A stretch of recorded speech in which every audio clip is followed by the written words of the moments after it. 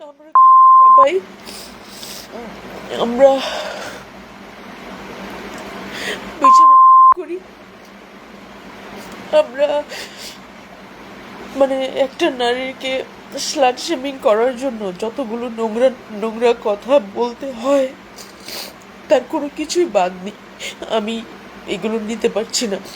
গত 2 বছর ধরে আমি বেকার,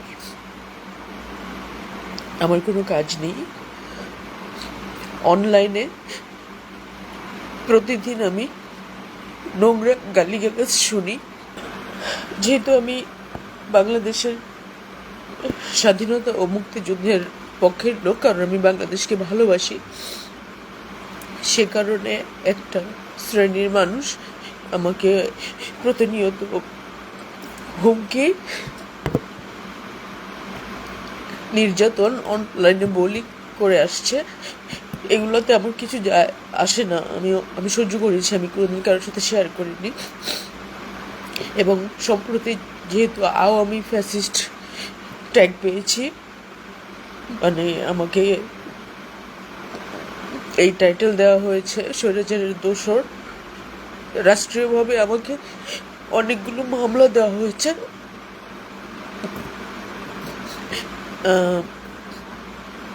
আমি প্রায় 1.5 বছর ঘরবন্দি ছিলাম, কোথাও বের হতে পারিনি নিরাপত্তাজনিত কারণে। আর হচ্ছে যে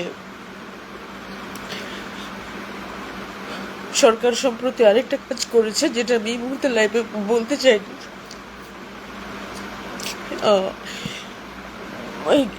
এটার পরে আমি অনেক বেশি ভেঙে পড়েছি, কিন্তু আমি আসলে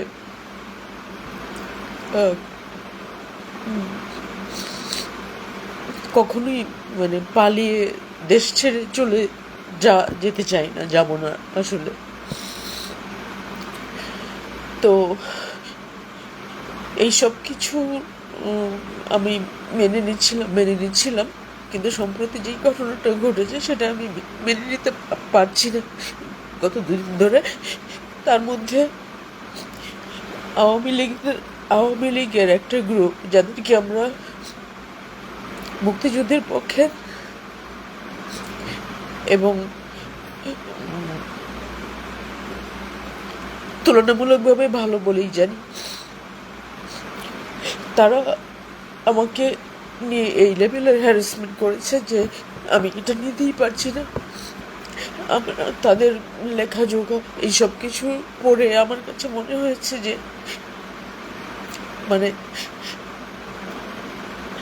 মানে একটা প্রস্টিটিউট ছাড়া আর কোনো কিছু না। আমার সারা জীবনের শিক্ষা, আমার স্বপ্ন, আমার অবস্থান, সব কিছু আমার কাছে মিথ্যা মনে হচ্ছে। এবং যাদের বুঝার কথা ছিল যে না এরকম হওয়া উচিত না আমার সাথে, তারা সবাই নীরব এবং আমাকে কোনো রকমের কোনো হেল্প করেনি। উল্টো আমাকে বলা হচ্ছে যে আমি যখন আমি আওয়ামী লীগ আমলে 1,000 কোটি টাকা ইনকাম করেছি, অথচ আমি জানি এখন আমার কাছে আমার ট্রিটমেন্ট করার টাকা নেই। গত 2 বছর ধরে আমি কোনো কাজ করি না, আমি ক্যামেরার সামনে দাঁড়াতে পারি না, কারণ মিডিয়া থেকে আমাকে পুরোপুরি ব্লক করা হয়েছে। আমাকে বলা হচ্ছে যে আলো আসবে এই গ্রুপে আমি কেন ছিলাম। সাধারণ যোগাযোগের একটা গ্রুপকে একটা ভয়াবহ কিছুতে একটা ভয়াবহ কিছু ইমেজ দাঁড় করানো হয়েছে, যার জন্য টোটাল সামাজিকভাবে আমাদেরকে বয়কট করা হয়েছে। আমার শিল্পকলা একাডেমিতে আমাকে মব করা হয়েছে আলো আসবে গ্রুপের দোহাই দিয়ে। আমার বাড়িতে মব পাঠানো হয়েছে আওয়ামী লীগের দোহাই দিয়ে। আমাকে বেকার বানানো হয়েছে পুরোদমে আওয়ামী লীগের মানে স্বৈরাচারের দোষর দিয়ে। আমাকে হত্যা মামলার আসামি বানানো হয়েছে। আর সেই সেই আওয়ামী লীগের কারো কারো কাছ থেকেই শুনতে হচ্ছে যে আমি মানে যে দু তিনটা শব্দ আমাকে প্রতি মুহূর্তে হ্যামার করছে, আমরা কাঁপাই, আমরা বিছানা গরম করি, আমরা মানে একটা নারীকে স্লাট শেমিং করার জন্য যতগুলো নোংরা নোংরা কথা বলতে হয় তার কোনো কিছুই বাদ নেই।